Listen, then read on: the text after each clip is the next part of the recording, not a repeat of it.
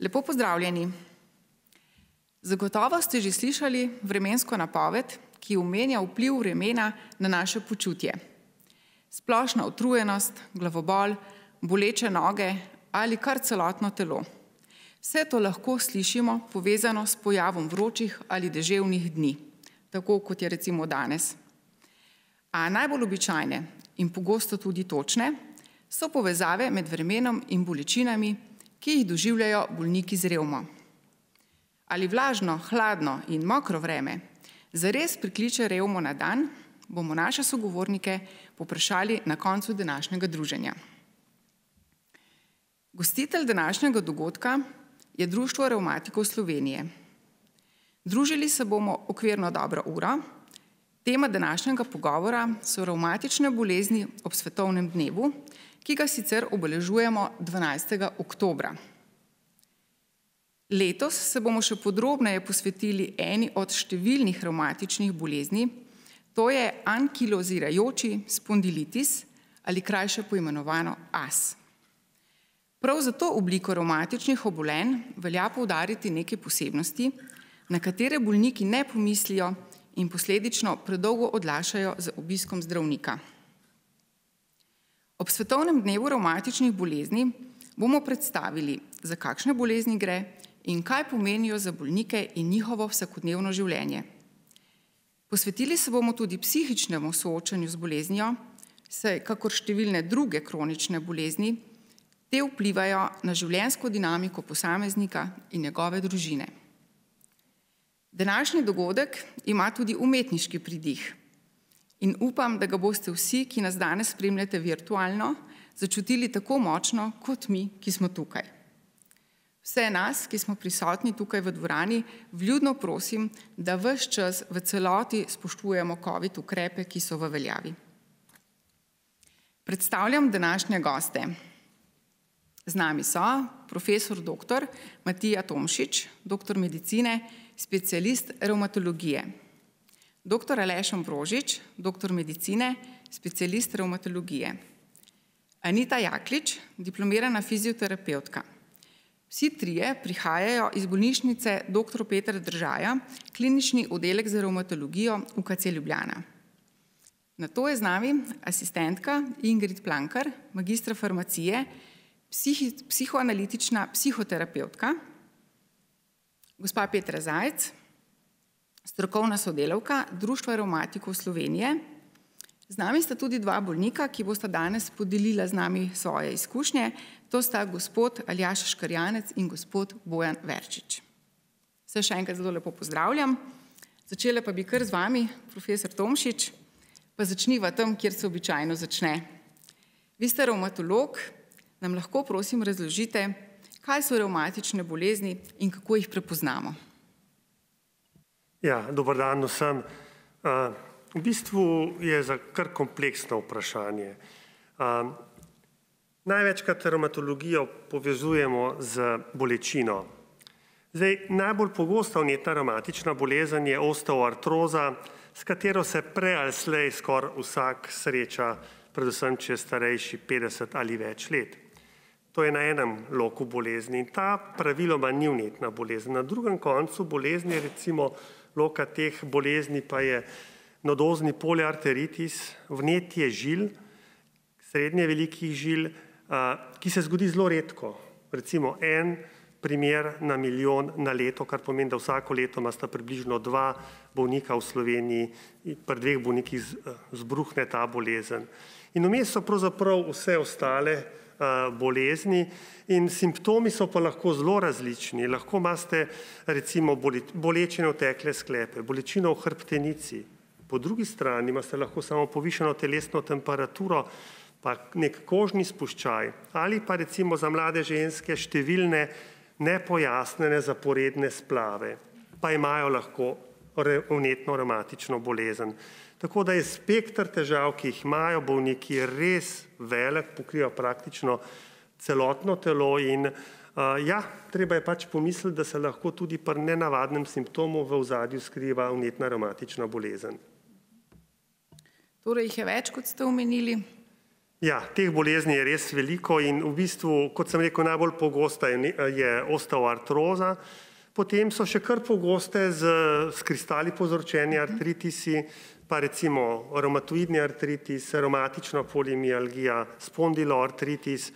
In vse te bolezni prizadevajo pravzaprav različno skupino bolnikov. Če gledamo recimo sistemske bolezni, kot je lupus, predvsem ženske v rodnem obdobju, potem so druga iz te skupine Sjögren, kjer je predvsem ženske po 40. letu starosti, pa spondiloartritis, predvsem moški med 20. in 40. letom starosti, pa revmatična polimialgija, ki nikoli ne prizadene ljudi, ki so mlajši kot 50 let.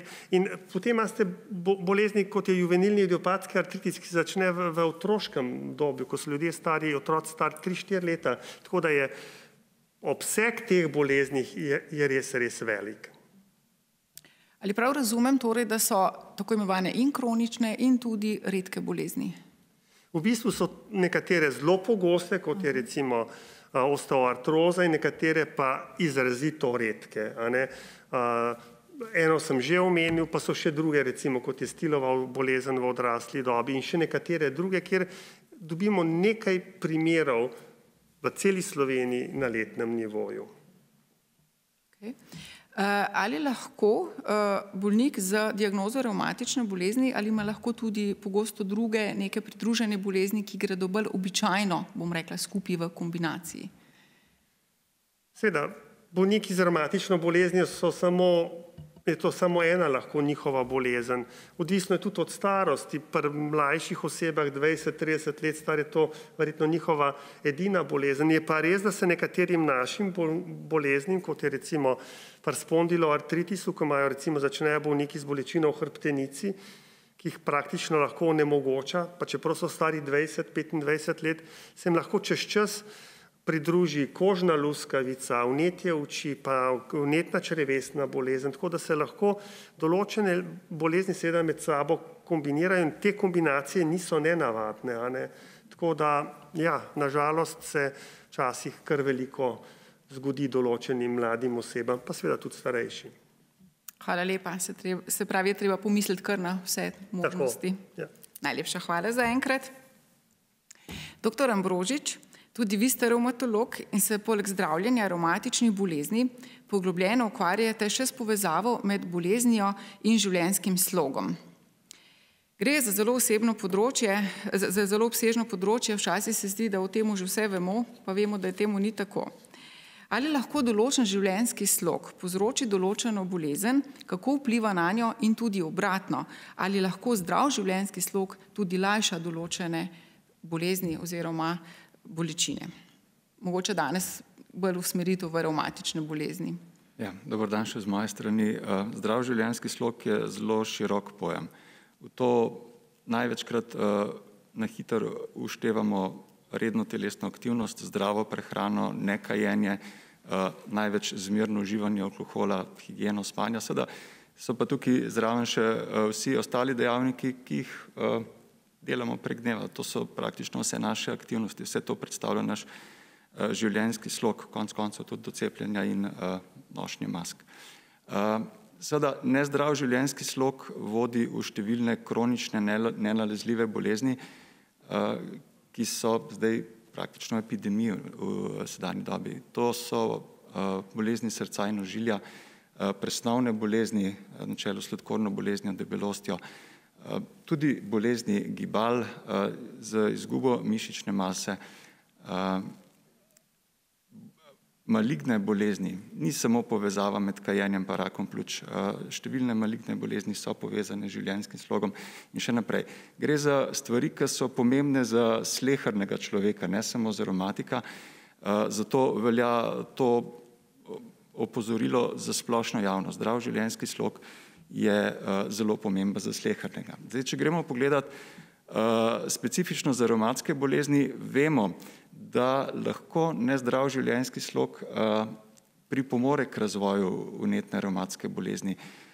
Zanimiva raziskava, ki so že desetletja nazaj delali na Finskem, je pokazala, da ko so poskusili pri ljudeh spremeniti življenjski slog s ciljem zmanjšanja kardiovaskularnih bolezni, so opažali tudi zmanjšano pojavljanje revmatoidnega artritisa. Vemo, da bolniki z nezdravim življenjskim slogom in vnetno revmatsko boleznijo slabše odgovorijo na zdravljenje že v začetku bolezni, med samo boleznijo je lahko vodenje oziroma zdravljenje bolezni oteženo, lahko se pojavlja tudi več zapletov zdravljenja. Tako da za bolnike z revmatsko boleznijo je še posebej to pomembno. Seveda, če pogledamo, kaj je z njihove strani pomembno, sama vnetna revmatska bolezen že predstavlja pomemben dejavnik tveganja za te nenalezljive kronične bolezni. Recimo povezava med revmatoidnim artritisom in srčno-žilnimi boleznimi, osteoporozo. In če je ob vnetni revmatski bolezni prisoten seveda še nezdrav življenjski slog, se ti dejavniki seštevajo in hitreje oziroma pogosteje pripeljejo do zapletov. Zato je ta zdrav življenjski slog za vse revmatike še posebej pomemben. Spravi, govorimo kar o nekem začaranem krogu bolezni, a ne? Da bi se lahko z njimi čim lažje soočali, morajo biti telesno močni. Poleg tega, kar ste že omenili, kaj bi takšnim bolnikom še svetovali? Ja, ravno ta telesna moč je zelo pomembna. Profesor Tomšič je že omenil, da veliko ljudi zboli za vnetno revmatsko boleznijo v mladih letih. Takrat smo še telesno močni, ampak zavedati se moramo, da je vnetje, ki je nek skupen imenovalec vnetnih revmatskih bolezni, tisto, ki povzroča dokaj hitro izgubo mišične mase. Te izgube mišične mase seveda v srednjem obdobju morda še niti ne zaznamo, ampak staranjem in z nadaljnjo fiziološko izgubo mišične mase, ki se dogaja ob staranju pri slehernem, potem taki bolniki hitreje pridajo do točke, ko so zaradi izgube mišične mase oziroma moči gibalno ovirani in konec koncev tudi odvisni od pomoči drugih. Na izgubo mišične mase vplivajo tudi nekatera zdravila, tega se moramo zavedati.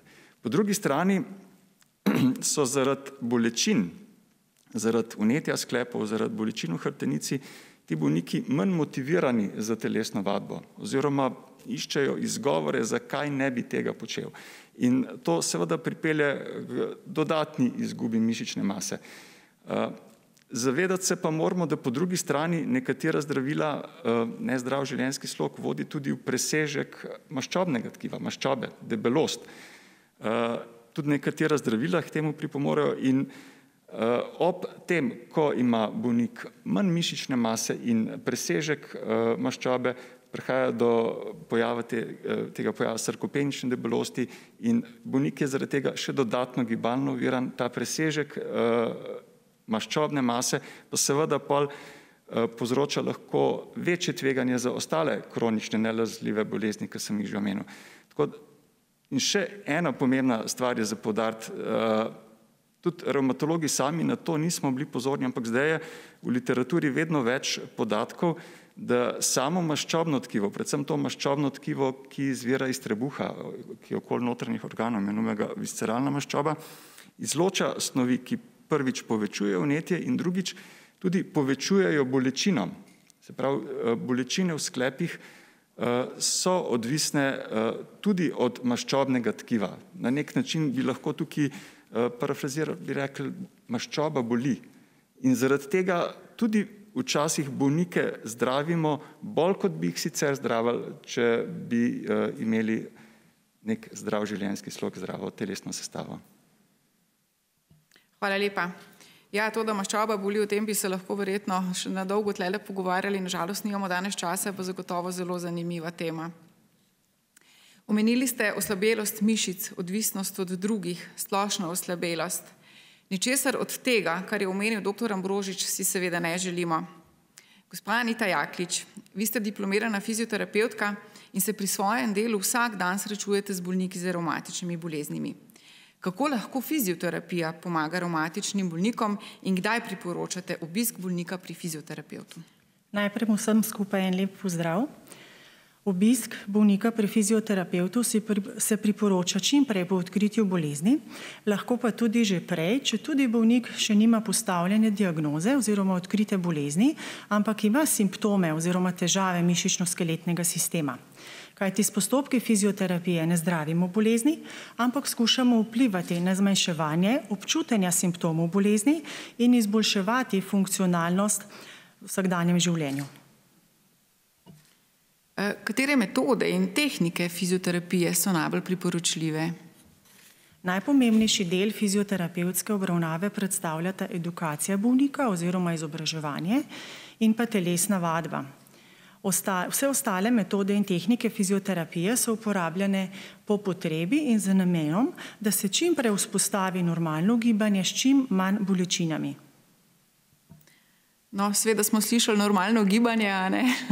Predvsej splošno poimenovanje, nam lahko bolj konkretno poveste, kaj to je normalno gibanje. Normalno gibanje lahko rečemo, da je pravzaprav gibanje z normalnimi gibalnimi vzorci, gibanje brez omejitev, gibanje brez bolečin in v bistvu gibanje, ki nam omogoča, da v življenju normalno funkcioniramo, da upravljamo vse aktivnosti brez težav.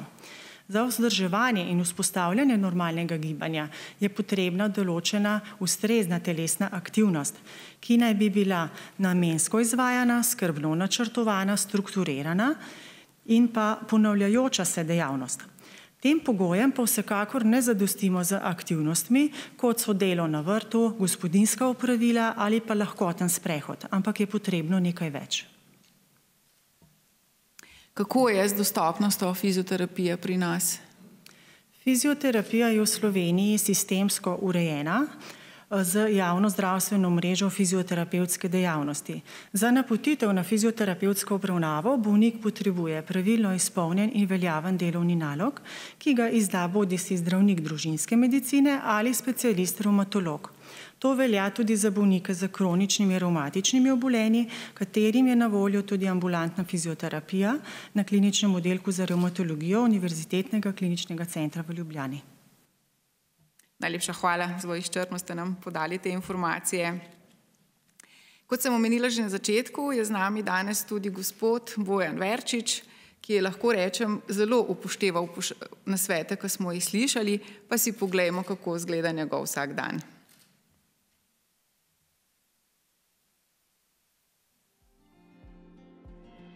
Diagnozo AS sem dobil pred približno 12 leti.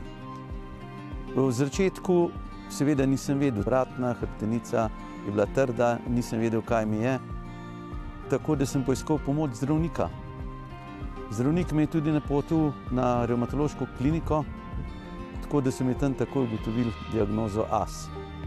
Takoj po diagnozi se v bistvu zame ni dosti spremenilo, ker tisti prvi moment to sploh nisem dojel, kaj je. Potem pa, ko so mi pač to razložili, kaj je, kako je treba zdraviti, da je to revmatska bolezen, potem sem se pa malo pač še nedoločene stvari mogel prilagoditi. Nisem si pa to nikoli v srcu prav ne vem kako gnal, ampak sem kar mislil, sej bom premagal, bo boljše. Soočenje z boleznijo. V začetku sploh nisem vedel, kaj je, potem so me to informirali, sem se tudi članov društva revmatikov, sem tudi delal gradivo, sem pa pač določene stvari mogel prilagoditi. Zaradi tega nobenih dolgoročnih načrtov nisem spremenil, nisem se pa nikoli vdal v temu, da pač bom za določene stvari omejen. Če danes gledam, sem zelo pri majhnih stvareh prikrajšan, tako da se pač borim in ne razmišljam o bolezni. Zdravstveno oskrbo sem, moram reči, zelo zadovoljen. Res je, da imamo dobre zdravnike, odlične zdravnike, pa malo slabše zdravnike. Jaz sem imel tudi verjetno srečo, da sem na najboljše naletel. Govorim za revmatološko kliniko in tudi za gastro. Tako da sem hvaležen vsem, dr. Šipkovi, dr. Hočevarju in dr. Smrekarju za trud in vse, kar so naredili, in mislim, da je v sklopu, da je zdravljenje potekalo dosti v redu in da sem tudi prišel nazaj na skoraj zeleno vejo. Fizioterapija je bila na voljo, psihološka pomoč pa mislim, da jo nisem potreboval. tudi okolica niso rekli, da je bil kaj depresiven ali pa kakorkoli.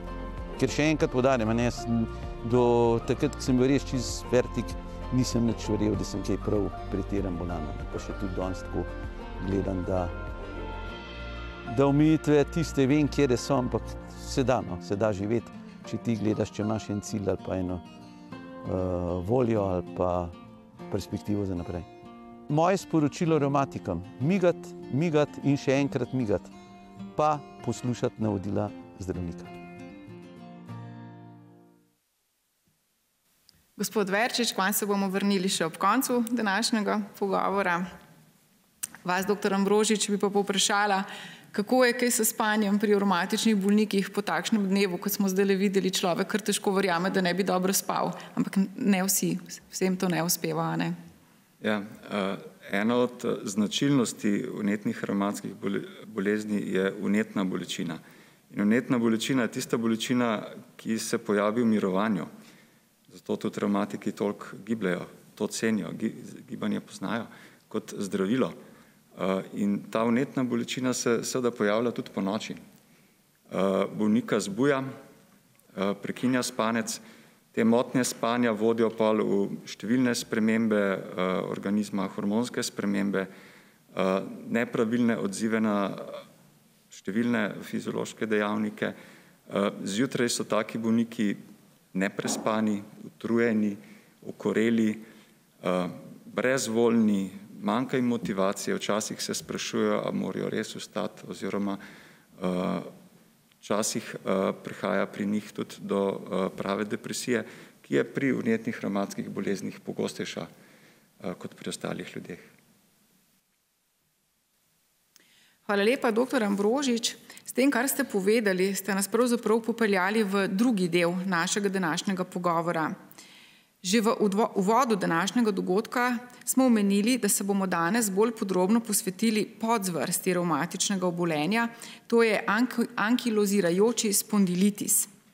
K temu nas je spodbudila predvsem ena od ključnih značilnosti bolezni. To je, da se največkrat pojavi pri mladih ljudeh kot začetna bolečina v hrbtenici, ki je še zlasti izrazita v nočnem času. Gospa Ingrid Plankar, dr. Ambrožič je omenil depresijo, ki je pogostejša pri bolnikih z revmatičnimi boleznimi, tudi pri bolnikih z asom. Vi ste psihoterapevtka. Nam lahko poveste, v kakšni psihični koži so bolniki z ankilozirajočim spondilitisom, saj delate z mnogimi izmed njih?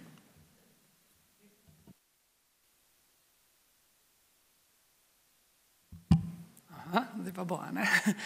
Nekje raziskave kažejo, da se pri revmatičnih bolnikih v 50% pojavijo tudi depresivna obdobja. Zdaj seveda pri teh bolnikih, ki imajo tudi depresijo, je in potek bolezni in sam izid bolezni slabši, kot pri tistih, ki depresije nimajo. Dva taka ključna občutka oziroma čustvi, ki se pojavljajo pri depresiji, sta občutek krivde in sramu. In ta dva občutka oziroma ti dve čustvi bolniki z AS-om zelo pogosto čutijo, predvsem zato, ker je njihov način življenja zelo strog. Ti bolniki imajo v povprečju zelo visoko postavljene standarde. Zase in za druge. Zelo so zahtevni do sebe, in v bistvu nekje težijo k perfekcionizmu, samoomejevanju, in v bistvu zelo zanikajo tudi še zdrave agresivne impulze.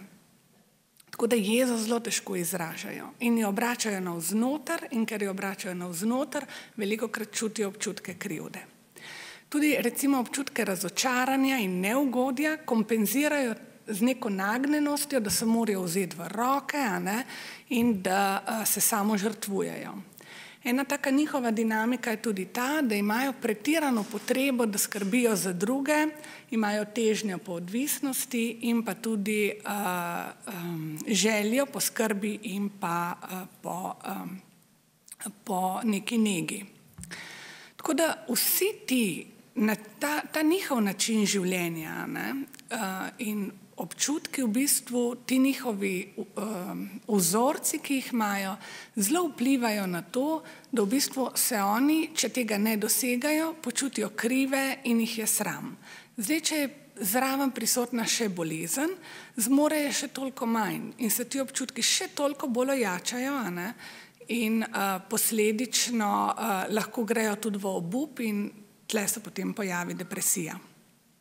Jaz bi mogoče še dva zelo temeljna občutka pri bolnikih z AS-om izpostavila. To sta nemoč in negotovost. Sploh v tem današnjem času, ko je ta situacija s COVID-om, ta situacija še dodatno nagovarja občutek nemoči in negotovosti. Bolniki z AS-om v bistvu zelo težko zdržijo biti nemočni in negotovi. In ker to težko zdržijo, probajo ta dva občutka nekako uravnavati oziroma jih prekrivati. In jih prekrivajo predvsem z pretirano kontrolo, s potrebo po nadzorom, pomoči in tudi recimo z materialnimi dobrinami, s tem prekrivajo predvsem negotovost, z materialnimi dobrinami, s kopičenjem denarja in z varčevanjem. Seveda pa, bolj kot mi prekrivamo nek občutek, bolj ta sili v zavest in večja je potreba, da ga prekrivamo. In tako se znajdemo v enem začaranem krogu, ki pa je v bistvu zelo naporen in izčrpavajoč. In iz tega včasih sledijo tudi dolge neprespane noči, ker ti občutki najbolj silijo ven čez noč, ko v bistvu zavest in vse te potrebe po kontroli, nadzoru v bistvu ugasnejo. Tako da tudi ta dva občutka sta še zelo pogosta pri teh bolnikih. Tako da za zaključek bi jaz pač rekla, da zelo priporočam, da se vsak ustavi, da prepoznava, kaj se v njem dogaja, tudi na tej čustveni in psihični ravni, da nekje se sreča s svojimi psihološkimi vsebinami in tudi te vzorce proba malo predelati in standarde malo spustiti. Hvala. Najlepša hvala, gospa Plankar. Kot sem omenila že na začetku, je gostitelj današnjega srečanja Društvo revmatikov Slovenije. Z nami je pravnica in strokovna sodelavka društva gospa Petra Zajc. Petra, tudi vi ste bolnica z AS-om in kolikor vem, ste bili kar mladi, ko ste to diagnozo tudi dobili. Bili ste mlada, aktivna športnica, to je bilo verjetno zadnje, na kar ste pomislili. Kako je bilo pri vas na začetku?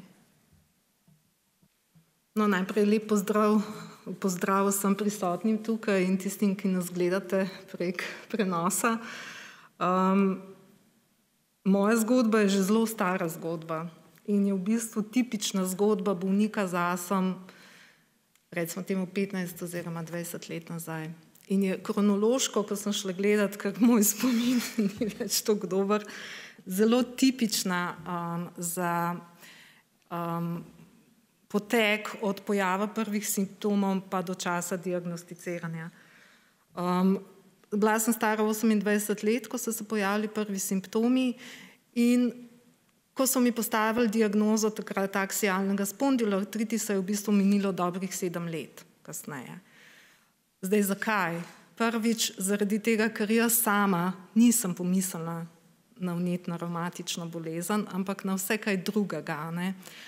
Sama ste rekla, da sem bila aktivna športnica, še vedno sem rekreativna športnica, sicer z mačkano drugačnimi zvrstmi rekreacije, ampak še vedno.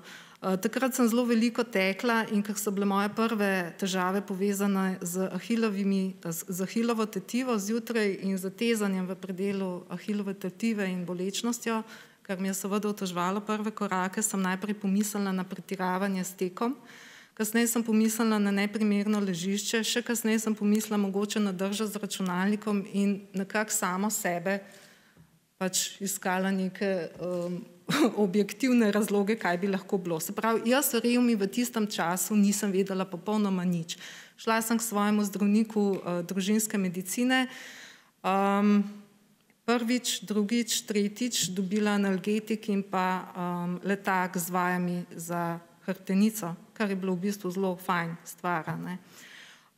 če zdaj pomislim nazaj. Mogoče bi mi moral predpisati nesteroidni antirevmatik, pa bi bila midva v bistvu zmenjena za nadaljne 2 leti, verjeten. Ampak pač ni bilo tako. Hkrati me je družinski zdravnik napotil k ortopedu. Tudi to je zelo klasična smer bila, mogoče kdaj tudi še zdaj, da se takšnega bolnika s težavami s hrbtenico napoti k ortopedu. Vmes sem imela uveitis desnega očesa, sprednji uveitis, in v bistvu je bil oftalmolog prvi, ki je pomislil na vnetno revmatično bolezen. In v tistem obdobju sem tudi jaz že začela majčkeno brskati po internetu in sem našla sliko močno ukrivljenega starejšega moškega z izravnano ledveno hrbtenico in močno ukrivljeno prsno. In ko sem to zagledala, sem zaprla in sem rekla, to ni to, to nisem jaz.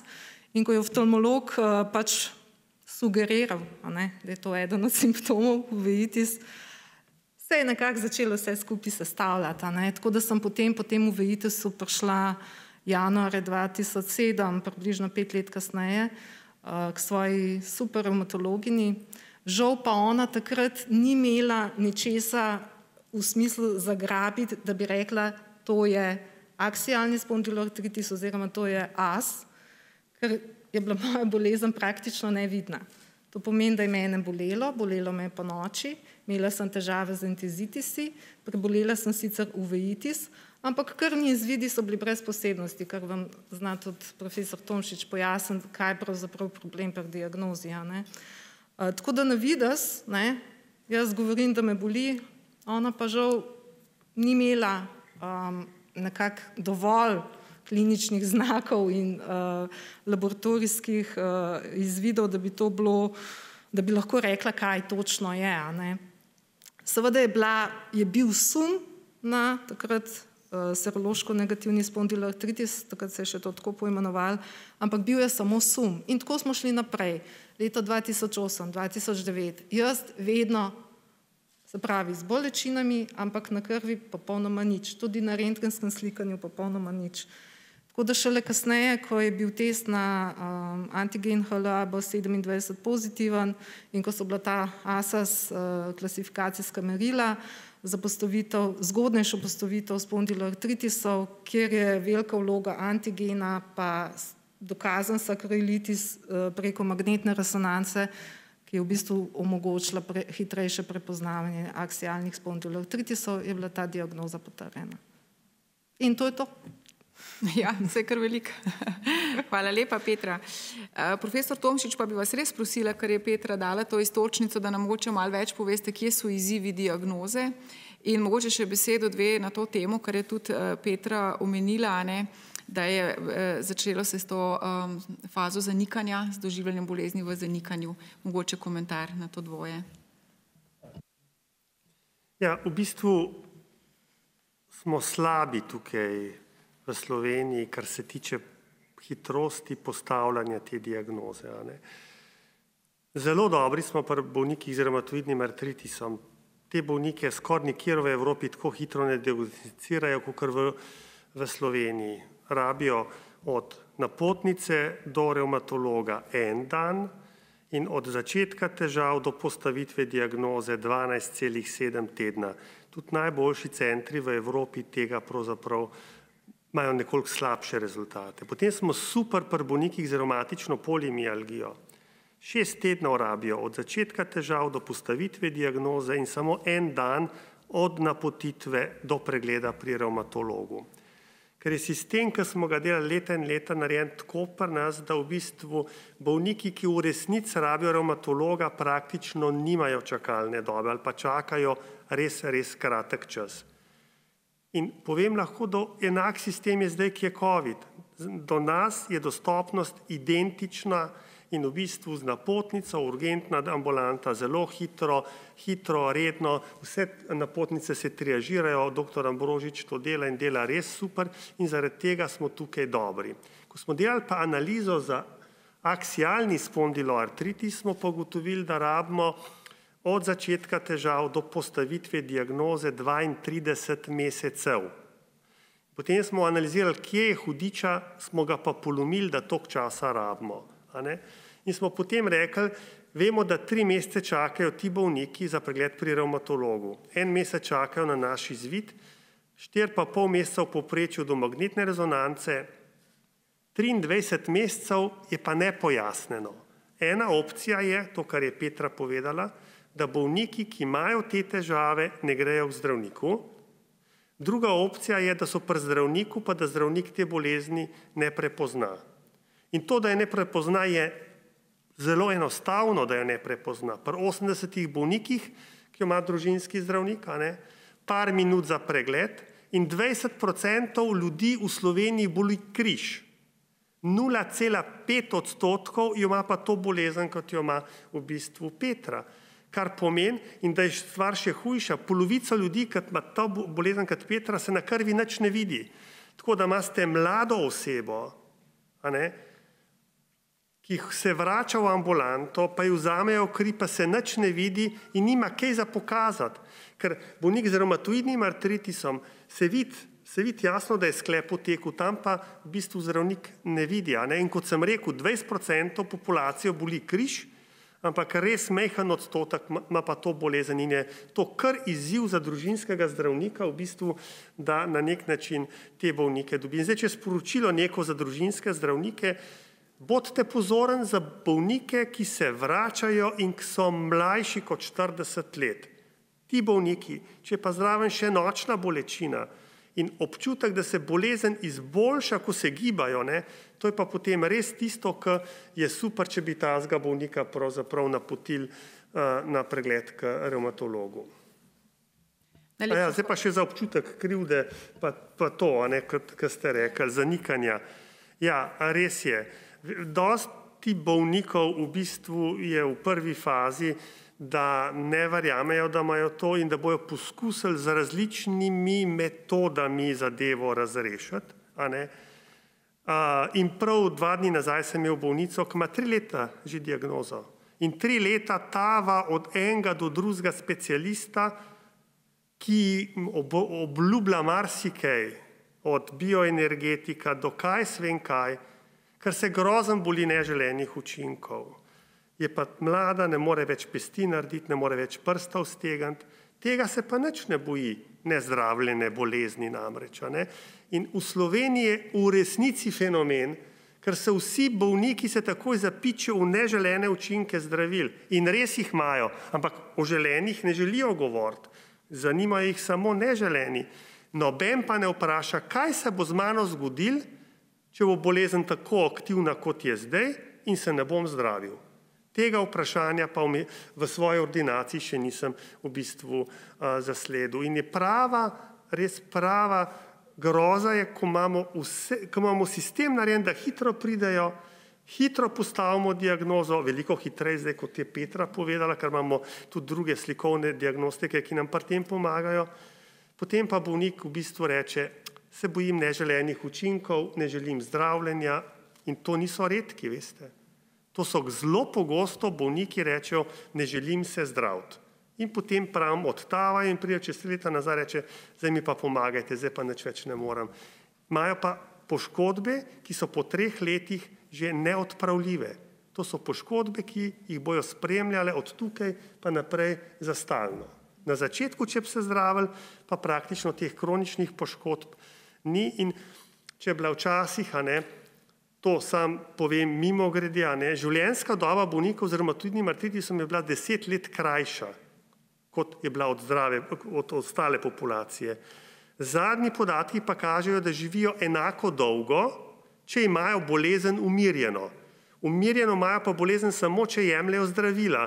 To se pravi, da zdravila v bistvu ne samo, da jim preprečujejo, da bi bili invalidi, ampak jim tudi podaljšalo življenjsko dobo. Tako da v bistvu je apel, da naj razmislijo in naj upoštevajo vendarle malo zdravnike, čeprav nismo prav popularni v Sloveniji. No, mislim, da v zadnjem času kar vse bolj. Morda pa res, to se pa strinjam. Hvala lepa, profesor Tomšič, za ta res izjemno dragocena navodila in nasvete. Se pravi čas in pa sodelovanje bolnika. Vedno znova to poudarjamo in danes spet ponovno. Cel dan, oziroma ta čas, kar se družimo, govorimo seveda o hudi bolečini, tudi Petra kot bolnica je omenila hudo bolečino. Pravzaprav je tako huda, da je bolniki ljudem, ki je ne poznajo, skoraj da ne morejo opisati. Razmišljali smo, kako bi občutek bolečine zares dobro prikazali in pomislili smo, da bi se zatekli v umetnost. Porodila se je ideja, da lahko skozi umetniški izraz prikažemo, kako hudo je, ko boli. K sodelovanju smo povabili gimnazijo Celje Center, kjer imajo izjemen posluh za mlade umetnike, so namreč ena od gimnazij, kjer deluje umetniški oddelek. Ravnatelj, profesor Gregor Deleja, ki je sicer glasbeni umetnik, se je z navdušenjem odzval na naše povabilo k sodelovanju. V projekt sta se vključili profesorici slikanja in mentorici, magistra umetnosti Andreja Đakušić in gospa Maja Rak, univerzitetna diplomirana inženirka arhitekture, ter seveda nepogrešljivi dijaki slikarstva, ki so naslikali te čudovite slike, ki jih danes razstavljamo v dvorani. Na fotografiji lahko vidite srečanje bolnikov z asom z dijaki, bolniki pa so jim predstavili svojo izkušnjo soočanja z bolečino, dijaki so namreč pod vodstvom mentoric svoje doživljenja prenesli na platna. Upam, da video prenos ne bo odvzel preveč sijaja tem čudovitim slikam, ki jih mi tukaj vidimo v živo in smo naravnost presunjeni, kako dobro so dijaki ponazorili bolečino v slikah. Profesorici Đakušić in Rak ter nekaj dijakov so danes tukaj z nami, pa lepo prosim, gospe profesorici, če bi nam na kratko predstavili, kako ste pa vi doživeli naše sodelovanje.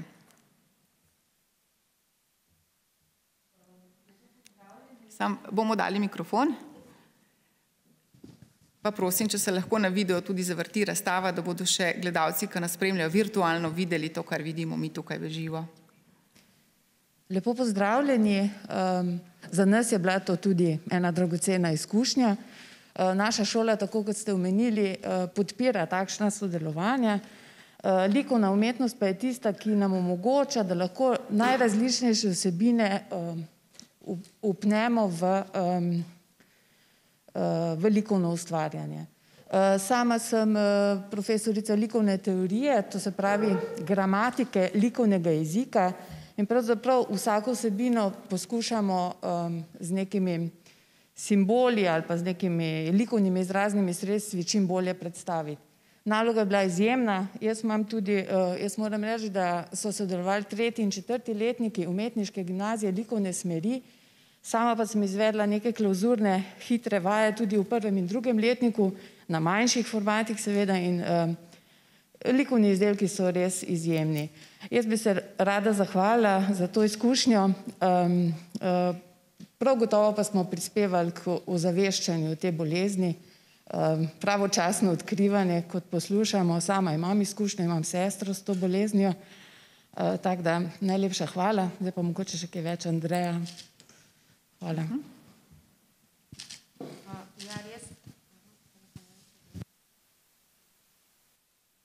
Ja.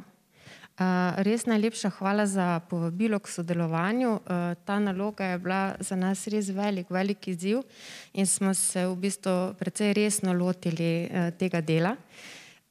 Moram reči, da je v bistvu proces potekal tako, da smo na začetku se nekako poskušali teoretsko poglobiti v to vrsto bolečine in na šolo so prišli tudi iz Društva revmatikov Slovenije in so nas v bistvu zelo, ker so pač govorili o tej svoji izkušnji doživljanja te bolečine, so nam v bistvu zelo dobro ilustrirali to, kaj to pomeni.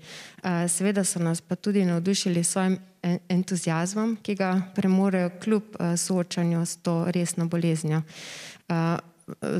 Nalogo smo si zastavili tako, da smo jo izvedli kot neko medpredmetno sodelovanje, se pravi, sodelovali smo z gospo Rak z področja likovne teorije, potem sama z področja risanja in slikanja in pa gospod ravnatelj, ki je med drugim tudi učitelj glasbe, nam je pomagal z izborom glasbe, ki nam je še posebej v bistvu pomagala nekako se občutiti bolečino.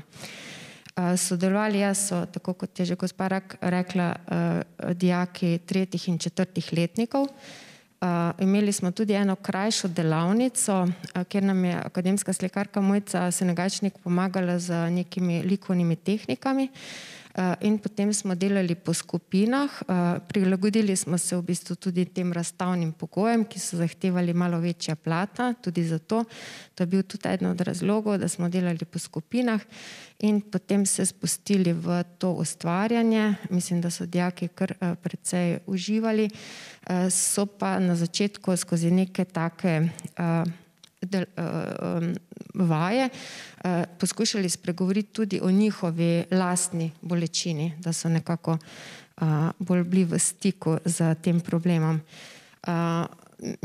Če v bistvu verjamemo v moč vizualnih sporočil, upamo, da smo tudi mi nekako ojačali to sporočilo, ki ga v bistvu gojite tudi vi, se pravi ozaveščanje o tej bolezni, potem tudi nekako razvijanje tolerantnosti do problemov teh bolnikov v družbi in pa tudi verjamem, da bo mogoče, da bodo ta likovna dela nekoga, ki recimo se sam sooča z takimi težavami, pa ne ve točno, kaj to bi bilo, da se bi informiral in mogoče našel rešitev tudi za te svoje težave. Hvala lepa. Bi mogoče še kdo od dijakov želel kaj povedati, kako ste sodelovali? Vi ste delali aktivno na tem projektu. Bomo kar s tem zadovoljni. Najlepša hvala. Še enkrat se vsem vam lepo zahvaljujem, še posebej gospodu ravnatelju Gregorju Delej za podporo ideji. Naj dodam, da bo razstava gostovala tudi na različnih drugih razstavnih mestih. Prva naslednja lokacija, kjer bo razstava postavljena, je Zdravstveni dom Celje. Profesor Tomšič, vrnila se bom k vam.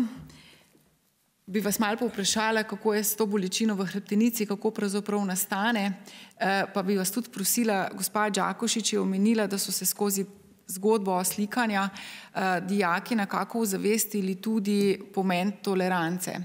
Petra je omenila, da gre za bolezen AS kot nevidno bolezen. Kako, v kakšnem smislu je nevidna, v smislu stroke? V bistvu je pri tej bolezni vneto na rastišče recimo vezi, ki se pripenja na vretence.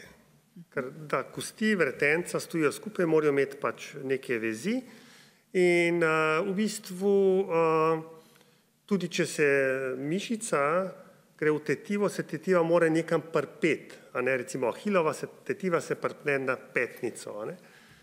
In teh entes, temu pripenjališču je v organizmu ogromno. Ko sem enkrat imel eno predavanje skupaj z enim profesorom iz Lica, Denisom McGonagallom, me enkrat med predavanjem vprašal, ti veš, koliko imamo entes v telesu, pa sem rekel, pojma nimam, velik, ne. No pa prav, povej eno številko, pravim, pojma nimam, velik, ne, prav, no ti jaz pojem sva z enim ortopedom štela jih in sva prišla do številke 4000, potem sva pa odnehala.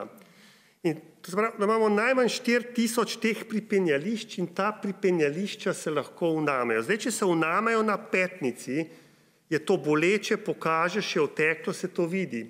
Če se to zgodi v medeničnem sklepu, ki je popolnoma neviden, bolnika boli, ima težave, mi pa tega v bistvu ne vidimo. In do pred kratkim, dokler nismo imeli magnetne rezonance, pravzaprav nismo z nobeno metodo mogli dokazati, da gre tam pravzaprav za vnetje. S to metodo zdaj lahko pravzaprav tudi dokažemo in je tudi prej postavimo diagnozo. In zdaj ta bolečina je v bistvu res zoprna. Toliko zoprna, da nekatere bolnike, imel sem bolnico, ki je 6-krat na noč mogla vstati zaradi bolečine. Zdaj si pa vi predstavljate, da greš spat ob 10 in do 6 zjutraj 6-krat vstaneš in ko hodiš ti je laže, ko se uležeš, zaspiš, ko se utrujen, potem te spet zbudi in spet moraš hoditi. Tako da v bistvu je to Mislim, res zoprna bolečina, če te prisili sred noči, zbudi, prisili, da vstaneš in da v bistvu hodiš. Tako da v bistvu diagnozo še zdaj ni enostavno postaviti in v bistvu je potrebno kar pomisliti na njo in nekaj ste me še vprašala, pa sem pozabil zdaj še. Pravzaprav ravno v tej nevidni bolečini. Nevidna je definitivno in tudi z magnetno rezonanco včasih na začetku se jo ne vidi. Tako da je treba včasih zadevo ponoviti in v bistvu v resnici čist nevidna bolezen. Tako da samo ta podatek o nočni bolečini v tem, da se, ko se gibaš, ti je lažje, ko se usedeš, pa sediš dalj časa, ti ni nič lažje, te spet prenese in predvsem, da se pojavlja pri mlajši populaciji. Pri tej skupini ljudi od 20 do 40 leta je treba res pomisliti na to bolezen. Najlepša hvala. Pomisliti torej tudi mi, ki te ljudi srečujemo v vsakodnevnem življenju, pa ne vemo, ne vidimo, da jih pravzaprav zelo boli. Pa si poglejmo primer bolnice Tine, kako se je soočila s svojo boleznijo že zelo v rosnih mladih letih.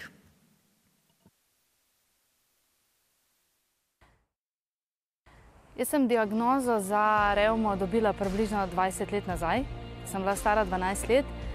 Posledica je bila huda nesreča mojega očeta in sem doživela hud šok in zato je pač bolezen izbruhnila. Najprej je bila diagnoza juvenilni idiopatski artritis, kasneje, čez kakšnih 8 let pa diagnoza AS. Kako sem se sprejela kot 12-letna punca z revmo, nisem niti dojela, kaj je to. Ker vsakič, ko sem rekla, imam revmo, je bil pač ponavadi odziv okolice, ti si mlada, ti tega nimaš, to imajo detki pa babice. Tako da naprej sem trenirala jazz balet, ker moje sanje so bile pač, da bom plesalka. Potem sem pač časoma pač ugotovila, da telo ne zmore in sem se začela o tem mejhen pač izobraževati, mejhen iskati, ampak takrat res ni bilo še neki ful tega dostopnega gradiva pa to. Tako da sem mogoče res izgubila 10 let, ker nisem sprejela svoje bolezni, nisem vzela resno. Tako da zadnje čase pa in zaradi društva, zaradi vsega pač vedno nove informacije, vedno nove, to lahko naredim. Tako da zdaj so pa že ta boljši kolegice z revmo. Kadar je recimo zagon, je mejhen tega, ker si pač, zakaj jaz, zakaj moram imeti to, zakaj pa ne vem, kdo drug nima tega, pa mi ne bi bilo tega treba imeti. Ko je pač vse v redu, ne vem, da jo imam, ampak se nekako sprobam, res sem v zadnjih letih delala na sebi, pa je sprejela pač, kot sem rekla, najboljš prijateljico, to imam, zaradi nje sem verjetno za ene stvari boljša oseba, zaradi enih stvari slabša, pač ugotovila sem, kaj lahko, kaj ne, posluša svoje telo in nekako mi je teh težkih dnevov, ko pač, zakaj, ravno jaz, zelo malo. Moje življenje brez bolezni bi bilo sigurno drugačno, verjetno bi bila nekje na tujem uspešna plesalka ali pa tudi ne, to so bile moje sanje, ampak tudi z revmo živim polno življenje, sem srečno poročena, imam majhnega otroka in vse, kar sem si želela, imam, tako da sem zelo vesela in seveda včasih tudi zaplešem, tako da nekako ne, brez revme si trenutno ne predstavljam življenja. Pokazala mi je, da pač lahko premagam tudi težke dneve, tudi težke ovire, tako da mislim, da sem postala ful boljši človek z revmo, ker res uživam polno življenje. Zdravniška oskrba glede nas, revmatikov, moram reči, je kar v redu, vsaj kar je z moje strani govorim, sem s svojim revmatologom izredno zadovoljna, sva res dobra prijatelja, vsemu lahko zaupam, me razume, lahko ga kadarkoli pokličem. Tudi fizioterapijo sem dobila, ko sem potrebovala oziroma želela. Te psihološke pomoči zaenkrat še nisem potrebovala in upam, da tudi ne. Ti ponudijo možnost, če pač potrebuješ, dobiš. In glede zdravil so pač vse ta najnovejša zdravila, imamo možnost, da jih dobimo. Tako da jaz mislim, da glede tega je zelo dobro razvito in tudi revmatologi se zelo povezujejo in z Društvom revmatikov Slovenije, sodelujejo med sabo in z nami pacienti, nas poslušajo. Tako da moram pohvaliti, trenutno mislim, da je kar v redu. Ostalim bolnikom zasom bi rekla jaz kot nek veteran z revmo, 20 let, imejte radi svoje revmo. Moja je moja pač spremljevalka vsak dan, tako da ne se ustrašiti diagnoze, da se normalno živeti, poslušajte zdravnika, predvsem revmatologa, poslušajte svoje telo, kaj lahko delate, kaj ne, dobite si stvari, katere vas veselijo in ki jih lahko upravljate, ker ničesar se ne zamudi z revmo, ampak se lahko res, res uživa in tudi pride obdobje, ko je remisija in takrat je najbolj luštno. Ko pa pač boli, počivati, zdravila in predvsem nič stresa. To je moje sporočilo ostalim bolnikom. Simpatična Tina je bila z nami. Danes torej govorimo o revmatičnih boleznih, trenutno o ankilozirajočem spondilitisu. Pa bi vas, gospa Jaklič, vprašala, ali je fizioterapija pri bolnikih z AS-om kaj drugačna, ali veljajo kakšna drugačna priporočila zanje? Kot sem že povedala, se priporoča čimprejšnja napotitev bolnika na fizioterapevtsko obravnavo po odkritju bolezni. Zakaj? Zato, da se naučijo primernih, ustreznih terapevtskih vaj in jih tudi usmerimo v za njih optimalno športno-rekreativno dejavnost. Terapevtska vadba oziroma telesna aktivnost mora biti bolnikom individualno prilagojena in pa ciljno usmerjena. Usmerjena v zmanjševanje simptomov bolezni, v izboljšanje telesne drže, v preprečevanje deformacij in pa v izboljšanje funkcionalnosti telesa med gibanjem. Telesna aktivnost, ki ne prinaša želenih rezultatov, je bodisi neprimerno ali neustrezno izbrana, napačno ali nepravilno izvajana in pa premalo pogosto izvajana. Optimalen vadbeni program za bolnike z ankilozirajočim spondilitisom naj bi vključeval vadbo za izboljšanje različnih gibalnih sposobnosti s poudarkom na vajah za izboljšanje gibljivosti hrbtenice in sklepov in za izboljšanje razteznosti mehkotkivnih struktur.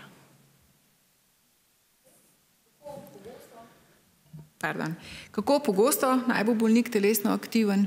Praktično vsakodnevno. Vsakodnevno naj bi izvajal predvsem vaje za ohranjanje in povečanje gibljivosti sklepov in hrbtenice, za izboljšanje razteznosti mehkotkivnih struktur in pa dihalne vaje.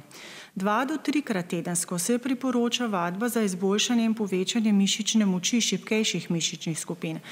Obvezno ne smejo izpuščati vadbe za krepitev srčno-žilnega sistema, ki se priporoča nekje 5-krat tedensko po 30 minut zmerne intenzivnosti, v primeru, da bi bila vadba visoke intenzivnosti, lahko tudi časovno manjših, v krajših okvirih, in pa tudi vadba ravnotežja ter funkcionalna vadba. To so priporočila. Priporočila glede pogostosti vadbe se v bistvu, kot vidimo, ne razlikujejo glede na priporočila za zdravo populacijo. Ampak, kot sem že omenila, je pomembno, da je res pravilno izbrana, da si z vadbo dodatno ne škodujejo, da jo redno in pa pravilno izvajajo. Ta priporočila so v bistvu priporočila za optimalen učinek gibanja na zdravje bolnika. Vsekakor pa tudi, če gibajo manj pogosto, rezultati so absolutno tudi takrat. Prinesli ste nam tudi nekaj slik, ki jih vidimo na ekranu o vajah. So te slike, ki je na voljo tudi bolnikom? V pripravi je priročnik za bolnike, v katerem bo na voljo tudi nekaj več fotografij za dodatnimi navodili za izvedbo vaj. Je mogoče kakšna športna zvrst ali vadba, ki je bolnikom z AS-om odsvetovana? Praktično se lahko dejansko odsvetujejo aktivnosti, ki vključujejo hitre, nenadne, sunkovite in nekontrolirane gibe, ki bi dodatno povečali tveganje za poškodbe sklepov in obsklepnih struktur. To so recimo kakšni ekipni športi, kontaktni športi, športi aktivnosti, pri katerih je v ospredju hitrost oziroma rezultat, borilne veščine. Vsekakor pa v bistvu ne želimo bolnike omejevati pri izbiri športno-rekreativne dejavnosti, sploh če so pred boleznijo že gibali, da potem zaradi bolezni nehajo gibati, ampak jih v bistvu usmerjamo v to, da izvajajo tiste bazične, primarne aktivnosti, ki bodo omogočale varno izvedbo želenih dejavnosti. Najlepša hvala. Dr. Ambrožič, zdravo in fizično dobro pripravljeno telo se ob izdatnem pomenu gibanja, na kar smo opozorili, gradi tudi v kuhinji. Vi ste tudi odličen poznavalec temeljev zdrave prehrane. Kaj bi svetovali glede tega bolnikom z AS-om, pa seveda tudi drugim revmatičnim bolnikom? Ja, tukaj gremo spet iz področja ankiloziročega spondilitisa na področje, ki zajema celotno populacijo, vse ljudi, vse zdrave ljudi. Priporočila za prehrano bolnikov z revmatskimi boleznimi so praktično enaka kot priporočila za zdravo populacijo. Seveda na področju prehrane imam včasih občutek, da je zelo veliko strokovnjakov, takih in drugačnih, vsak s svojim izoblikovanim mnenjem, ki preprečuje ljudi, ki iščejo informacije, ampak zdravniki se moramo naslanjati na dokaze. In dokazi iz literature govorijo, da je najustreznejši način prehranjevanja mediteranski način prehranjevanja. Govorim za zahodni svet, ki ga mi poznamo, v katerem živimo. Tudi ameriško združenje nutricionistov je že vrsto let zapored mediteranski način prehranjevanja izbrala kot najboljši način prehranjevanja, potem ko so ocenili vse aspekte, vključno s tem, kako lahko to vzdržujemo. Namreč ne gre za neko 3-mesečno dieto, s katero bomo izgubili 5 kilogramov in pol nadaljevali spet v nekem starem slogu, ampak gre za način življenja. Se pravi, spet pridemo k tem zdravim temelju zdravega načina življenja. Mediteranska prehrana je dobra tudi z tega stališča, da ne izključuje nobenega živila. Se pravi, ni potrebno izključevati nobenega živila iz prehrane, vključuje veliko zelenjave, ki je lahko bodisi presna, bodisi termično obdelana, raznobarvna, vključuje zmerne količine mesa, ribe, poudarek je na zelo dobrih maščobah, ki jih dobimo največkrat poleg ribah v oljčnem olju, hladno stiskanem, oreščkih. Poleg tega je seveda smiselno uživanje tudi mlečnih izdelkov v zmernih količinah, pri žitaricah izbira živil iz polnozrnatih žitaric. Seveda v mediteransko prehrano sodi lahko tudi kozarček vina, rdečega, recimo. To nič takega ni v tej prehrani, kar bi nas oviralo. Seveda se moramo zavedati na drugi strani, kaj je odsvetovana hrana, ki nekako ne sodi v ta način prehranjevanja. Zdaj, v zadnjih letih vedno več govorimo o sladkorju. Sladkorju, ki je v vidni obliki, ki je lahko v nevidni obliki, v sladkih pijačah, ki je v nevidni obliki tudi v industrijsko pripravljeni hrani, v katero dodajajo sladkor za izboljšanje teksture, za izboljšanje okusa. Morda postavijo slogan brez maščobe, seveda za izboljšanje okusa je potrebno dodajati sladkor. Se pravi, industrijsko pripravljena hrana je velikokrat problematična. Priprava hrane je lahko tudi problematična, cvrtje pa transmaščobe poznamo. In tukaj je nekaj majhnih stvari, ki se jih moramo izogibati. Seveda, razumeti moramo, da je prehrana v velikem delu pomembna za zdravje, v majhnem delu pa tudi za dušo. Tako da ne smemo stremeti k nekemu tiščanju v perfekcijo, ampak moramo to sprejeti kot nek način življenja in ko to sprejmemo kot način življenja, je lahko tudi taka mediteranska prehrana čist normalen, sprejemljiv in zdrav način življenja in prehranjevanja.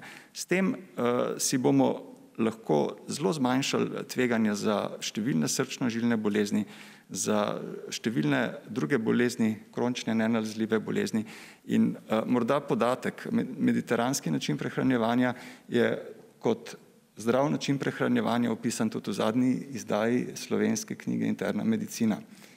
Se pravi, ta zavest prihaja tudi med ljudi.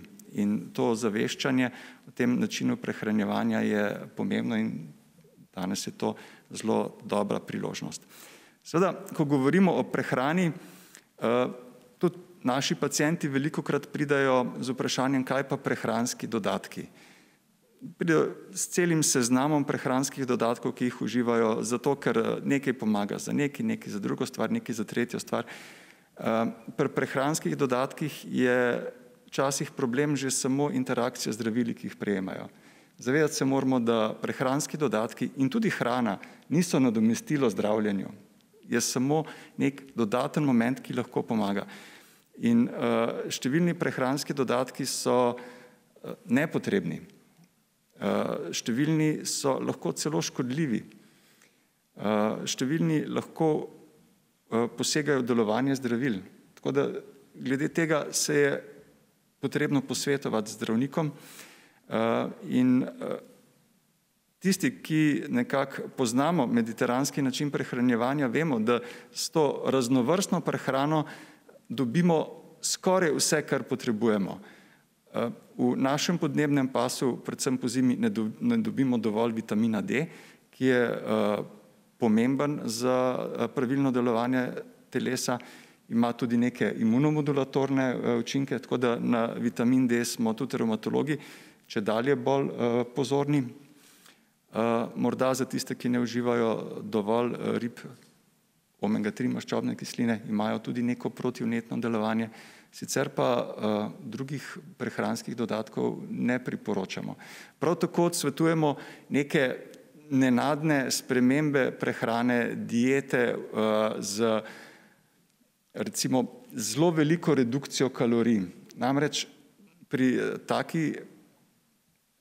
zelo omejenem vnosu, kaloričnem vnosu, prihaja velikokrat tudi do omejenega vnosa beljakovin in potem do dodatne izgube mišične mase, ki je pri bolnikih z vnetno revmatsko boleznijo itak že zmanjšana, kot sem povedal. Če gre za kratkotrajne diete, dosežemo učinek, zmanjšamo telesno težo za nekaj kilogramov, se vrnemo na stara pota in težo spet pridobimo največkrat na račun maščobnega tkiva. In dosežemo ta neželen jojo efekt.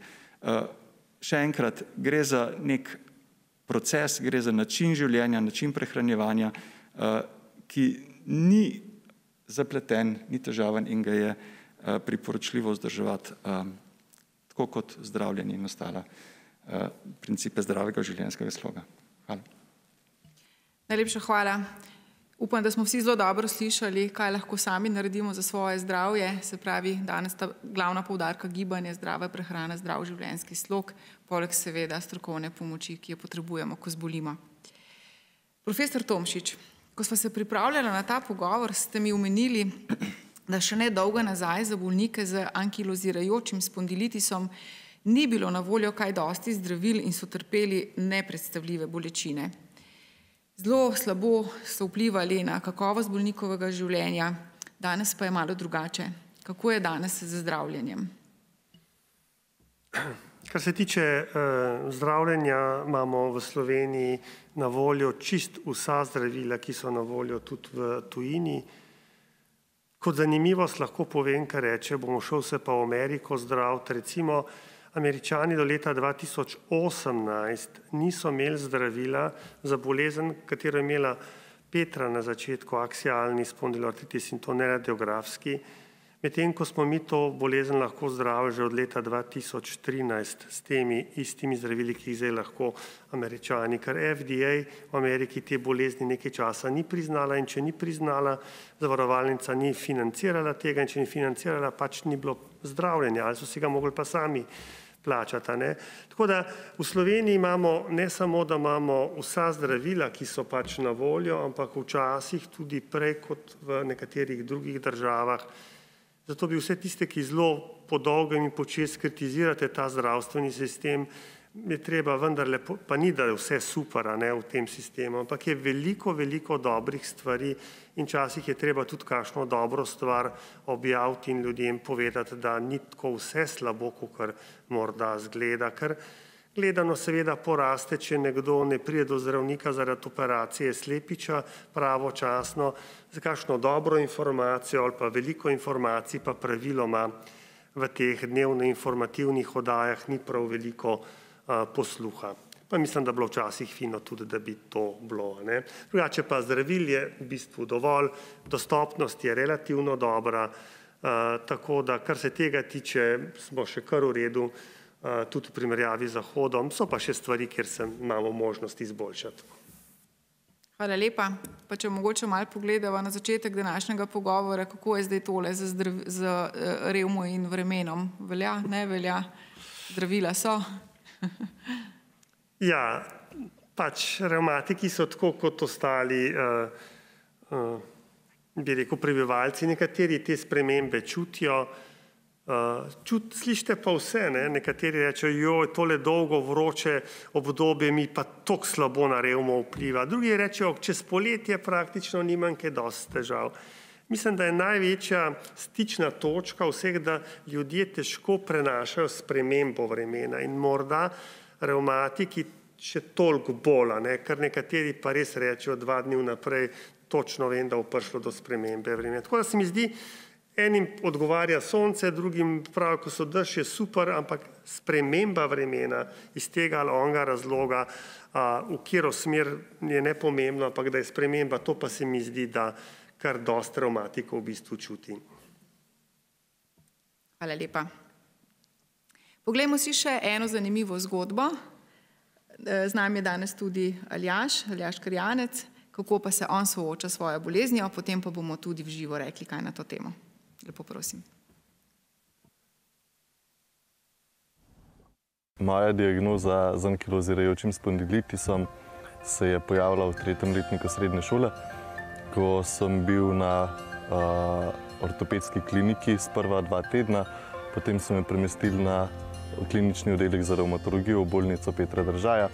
Tam so mi kmalu postavili diagnozo ankilozirajočega spondilitisa in po nekaj dneh sem odšel domov. Ko mi je revmatologinja povedala ime diagnoze, si je niti nisem zapomnil. Šele ko sem dobil odpustnico, sem jo večkrat prebral in se začel o njej informirati. Ko sem videl, koliko stranskih učinkov, kakšne poteke bolezni lahko doživim, mi v življenju ni bilo najlažje. Že v bolnišnici so me obiskovali sošolci in prijatelji iz srednje šole, tako da povratek v srednjo šolo ni bil tako težek. Vendar, ko sem nekaj časa obiskoval srednjo šolo, sem potem začel razmišljati, da imam neozdravljivo bolezen.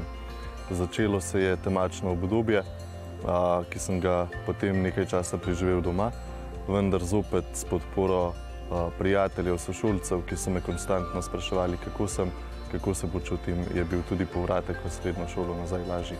Življenje z revmo je moje prioritete v življenju postavilo praktično na glavo. Prvo je bilo moje dobro počutje, potem šele vse ostale stvari, ki sodijo zraven kot odraščajočemu najstniku. Prav tako je v življenju zelo pomembno tudi pozitivno mišljenje, kako sprejemaš bolezen, kako sprejemaš terapijo, ali terapijo dojemaš kot nekaj pozitivnega, ali kot neko breme oziroma zastrupljanje telesa z zdravili. Glede na to, da je od postavitve diagnoze minilo že skoraj 10 let, je bolezen sedaj v mirovanju. Praktično se lahko ukvarjam z vsemi stvarmi, ki so me veselile tudi prej. Tako naprimer hodim v hribe, hodim v službo brez kakršnih koli omejitev, pozimi smučam, poleti uživam na morju. Praktično življenje z ankilozirajočim spondilitisom je lahko brez omejitev, če se začne zdravljenje takoj, z vsemi topovi, kot radi rečejo revmatologi. Tvorcem zdravstvenega sistema resnično polagam na srce, da v Sloveniji še naprej dobivamo vsa zdravila, ki so dostopna tudi v svetu in ustrezajo merilom varnih zdravil. Prav tako je pomembna tudi obnovitvena rehabilitacija, sam se jo udeležujem enkrat na leto. Pomembna je tudi zdraviliško zdravljenje, saj termalna voda pomaga pri vnetnem revmatizmu, v njej se lažje razgibamo in potem imamo tudi daljše časovno obdobje večjo gibljivost. Če bomo pozitivno razmišljali o terapiji, ki jo prejemamo in tudi vanjo verjeli, je uspeh zdravljenja veliko večji, kot če pa prejemamo terapijo z nekim odporom. Mojim soborcem pa polagam na srce, da naj zaupajo zdravnikom, da vejo, kaj delajo in terapijo sprejemajo z nekim upanjem, da jim bo pomagala. Vi postavite bolezni ovire, vi postavite bolezni omejitve in vi bolezen utesnite. Ne dovolite, da vas bolezen ovira pri vsakdanjem življenju, ne pustite, da vas bolezen utesni in da se zaradi nje počutite močni. Velikokrat me ljudje vprašajo tudi, kako da sem tako nasmejan. Pri 2 letih je v tragični prometni nesreči mi umrl oče. Pri 17 letih sem bil diagnosticiran z revmatskim obolenjem. Vendar življenje zajem z neko veliko žlico, ne obremenjujem se s tem, kar je bilo, gledam naprej in dokler verjamem v pozitivno naravnano življenje, mi to tudi daje moč, da se lažje spopadam s temi križi, če tako temu rečem, ki mi jih je namenilo življenje. Aljaž, danes ste tukaj z nami. Iz videa se zdi, da živite res polno življenje, da vas bolezen ne zelo ovira pri tem, pa vendar omenili ste spremembo prioritet in ko sva se pogovarjala, ste mi kljub vsemu povedali, da ste neke stvari v življenju pa le morali spremeniti. Nam lahko malo več poveste o tem, kako se soočate z boleznijo, kaj pomeni za vas? Ja, tako. Jaz sem bil diagnosticiran z boleznijo pred 10 leti. Čez 14 dni bo 10 let, odkar imam postavljeno diagnozo. Težave so se pa začele že v bistvu v osnovni šoli kot odraščajočemu otroku, ko so me bolela kolena, križ. Vse skupaj je šolska zdravnica pripisovala prehitri rasti, kar se je pa potem v 3. letniku srednje šole pokazalo kot vnetni revmatizem. Kakor so sogovorniki rekli že pred mano, je bolezen tako rekoč nevidna. Nimaš za pokazati zlomljene roke, nimaš vnetja za pokazati, ga ne moreš.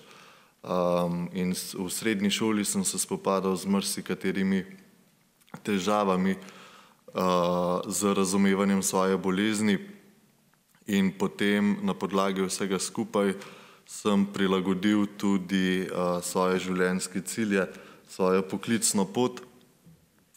Že od nekdaj sem si želel postati vzgojitelj predšolskih otrok, kar sem pa potem po postavitvi diagnoze nekako opustil za misel, predvsem zaradi dvigovanja otrok in podobnih stvari, ki lahko poslabšajo kronično vnetno bolezen. Tako da v bistvu sedaj sem zaposlen, praktično delo opravljam brez omejitev in rad hodim v službo s polnim delovnim časom in to da nek pečat, neko dodano vrednost tudi mojemu življenju. Vedno pravim, da če si zadovoljen s svojim načinom življenja, da če uživaš v stvarih, ki jih delaš, potem je tudi samo življenje lažje in tudi sam potek bolezni bolj umirjen. Ja, hvala lepa za to. Vseeno bi se vprašala, rekli ste, da redno hodite v službo, da delate čisto običajen deloven čas. Ali vaš delodajalec zveza vašo bolezen, se vam lahko v čemerkoli prilagodi? Tako, delodajalec je seznanjen z mojo boleznijo.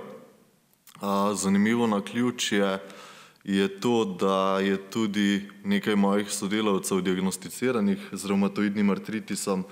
Nekateri med njimi se tudi zdravijo v ljubljanskem kliničnem centru na kliničnem oddelku za revmatologijo. Tako da delodajalec kot podjetje pozna vnetni revmatizem. Nikoli nisem imel težav s sprejemanjem svoje diagnoze in svojih težav. Naj omenim, da pred letom pa pol je bil težji zagon bolezni, ko zdravila v bistvu niso več prijela. Takrat sem na lastno željo hodil v službo ravno zaradi tega, da sem ostal v pogonu, da se nisem zaležal tako rekoč. Potem pa res, ko je bilo zelo hudo, sem ostal doma in v bolniškem staležu, tudi na predlog svojega nadrejenega takrat, ki je razumel potek bolezni in mi je znal prisluhniti. Veseli me, da to slišim. Najlepša hvala. Gospod Verčič, vi ste zdaj že upokojen, vendar pa imate za sabo tudi polno delovno dobo in to v lastnem podjetju. Kako je bilo to, bi rekla, usklajevanje bolezni z podjetništvom Je kar naporno? Seveda, najprej bi vse pozdravil. Seveda je bilo naporno, ker potrebno je bilo določene stvari uskladiti in da je firma poslovala naprej. Bil sem samo zaposlen in srečo sem imel, da mi je tudi sin veliko pomagal, tako da sem takrat, ko sem imel največje težave, da mi je on pač nadomestil, da smo delo do konca speljali. Tako da sem 40 let delovne dobe oddelal in sem se odločil za upokojitev, pa zdaj kakšne druge stvari delam. Se pravi, podpora družine izjemnega pomena. Absolutno, žene in sina. Absolutno. In ostalih prijateljev in znancev, tistih, ki so vedeli, da so me poznali odprej in vmes in potem naprej. Vas tudi zelo poznajo po okoliških hribih, doma ste v Kranju, okrog vas zelo poznajo, ne samo kot pohodnika, kar smo videli, ampak tudi kot kolesarja. Točno. Nam lahko malo poveste o tem, kako se počutite pri pohodništvu, kolesarjenju? Pri pohodništvu in kolesarstvu se počutim super. Kolesariti sem pa začel, v bistvu sem že skozi kolesaril, ampak ne tako, ker sem zbolel po bolezni, sem pač rabil, da nekako pridem nazaj v normalne tirnice, sem začel kar tako oren kolesariti. Ko naredim recimo tam med 15.000, ne 15.000, 1.500 in 2.000 kilometri na leto, kolesaril na morju v Toplice, ko grem posod, vzamem kolo s sabo in recimo takrat, če je vreme 10 dni, tudi 10 dni kolesarim, če pa kakšen dan vmes dež, pa ne, ampak trening pač prilagodim, da vsak tretji dan imam tako, da se peljem recimo 10-15 kilometrov, da se malo zlaufaš, kot je v kolesarskem žargonu rečeno. Se pravi, bolezen ni zelo zamajala vašega življenja, celo bolj aktivno živite? Ja, absolutno, bolj aktivno, pa več migam, kot sem prej. Prej sem delal, pa nisem pač toliko na to dejal, zdaj sem se pa prav zastrupil po domač, povedem s tem, tako da naredim 4-5 na teden, sem siguren nekje. Ponavad pa tudi recimo se tudi naredim vsak dan, samo se pravim, ker sem že prej rekel, da določene stvari prilagodim, da je pač prehod. Ampak recimo mesečno prehodim tam med 180 in 210 kilometri. Bravo, čestitam. Vi ste diagnozo kljub vsemu dobili nekoliko kasneje kot Aljaž in pa kot bolnica Tina, ki smo jo videli na posnetku. Koliko ste bili vi stari okvirno, kako je bilo to za vas takrat slišati? Jaz sem bil takrat star kar pod 50 še, dobrih 40 let. Prvotno je bilo rečeno, da je pač obraba in se to nisem nič kaj dosti oziral. Bolel me je seveda tako, kot je Petra rekla prej, da je postla kriva, to je krivo, vse je krivo, ampak kuhal se je pa pač drugje.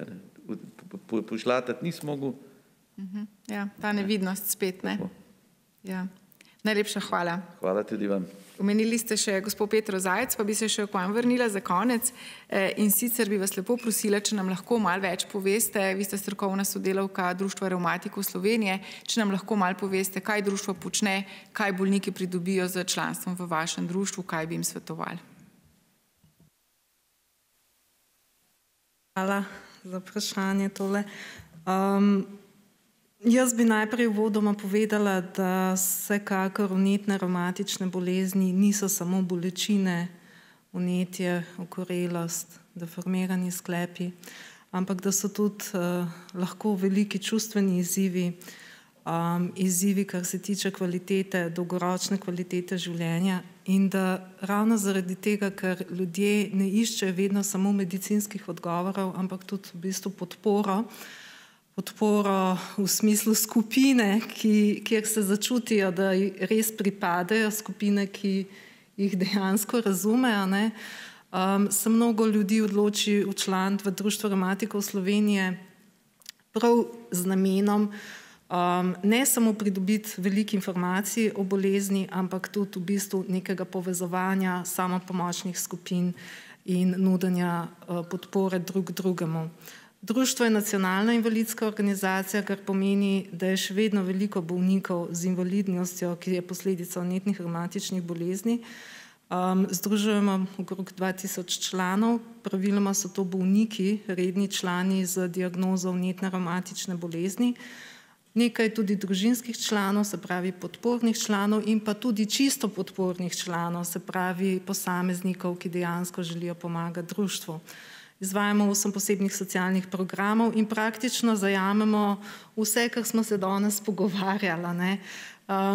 Izvajamo veliko izobraževalnih vsebin in delavnic na teme o sami bolezni, kajti poučevanje bolnika je pomemben cilj zdravljenja, ne.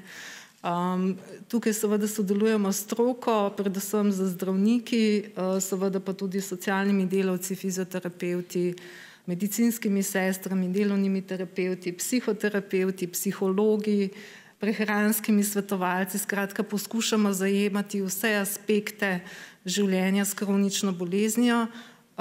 Hkrati bolnikom nudimo tudi redno tedensko rehabilitacijsko vadbo, na kar smo zelo ponosni, in sicer omogočamo po celi Sloveniji bolnikom vodeno vadbo v bazenih in telovadnicah pod vodstvom 23 fizioterapevtov, kar je seveda zdaj majčkeno okrnjeno, uri Soča recimo v Ljubljani je zaprta, pa smo našli druge rešitve.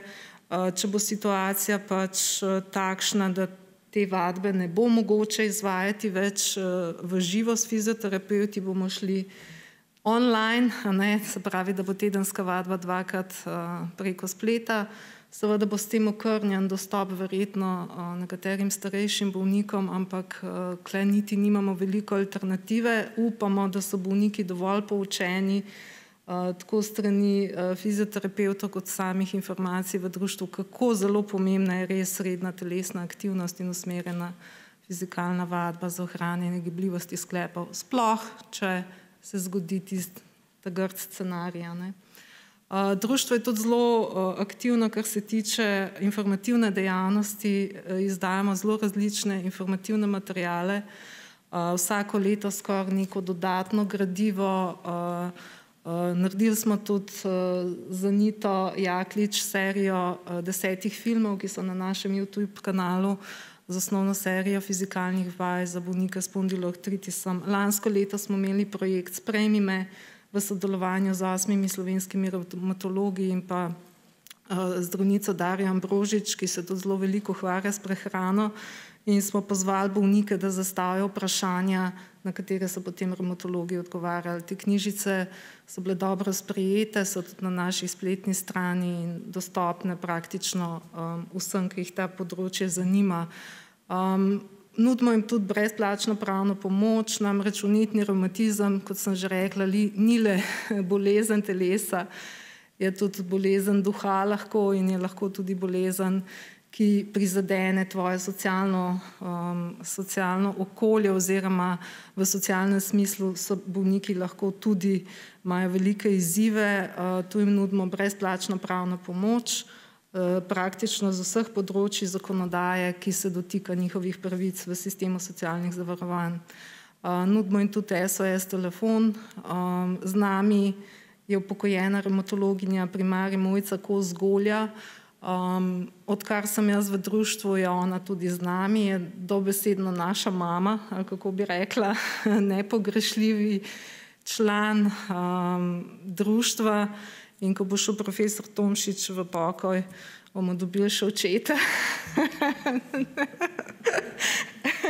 Skratka, sodelovanje s stroko je ves čas zelo tesno. Seveda sodelujemo pa tudi z drugimi invalidskimi organizacijami, tudi humanitarnimi kroničnih bolnikov. Smo člani Nacionalnega sveta invalidskih organizacij in smo tudi člani Evropske lige za boj proti revmatizmu, ASIF, Federacije za ankilozirajoči spondilitis, Lupus Europe. Skratka, področja delovanja društva so zelo široka, ampak še enkrat, v društvu predvsem velikokrat vidim, sploh pri mlajših bolnikih, ko pridejo na neko vsebino, pa so zelo dolgo premišljevali, ali bi se je sploh udeležili. Ravno zdaj smo imeli vikend seminar za člane podmladka in je bilo kar precej novih bolnikov, nekateri so se čist včlanili za to, da so šli na ta seminar, in je lepo, ko slišiš nekoga, ki reče, končno me nekdo razume.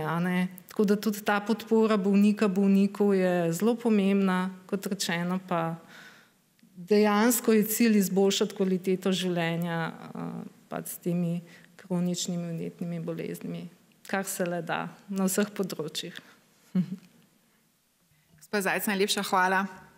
Torej, vloga društva je izjemno velika, tudi zato, ker je društvo izjemno aktivno samo po sebi, veliko aktivnosti, veliko pomoči in veliko znanja ponuja. V znanju pa je moč, a ne? Tako, s tem je uradni del današnjega dogodka končan. Vsem sogovorcem se najlepše zahvaljujem za pogovor, za nasvete, za informacije, ki smo jih dobili. Zelo lepo se zahvaljujem še enkrat Gimnaziji Center Celje za odlično sodelovanje na področju umetnosti in pa seveda tehnični ekipi, ki je danes podprla dogodek, da so nas lahko gledalci spremljali tudi virtualno. Zdaj pa odpiram prostor za vprašanja, diskusijo, če bi kdo želel karkoli še dodatno.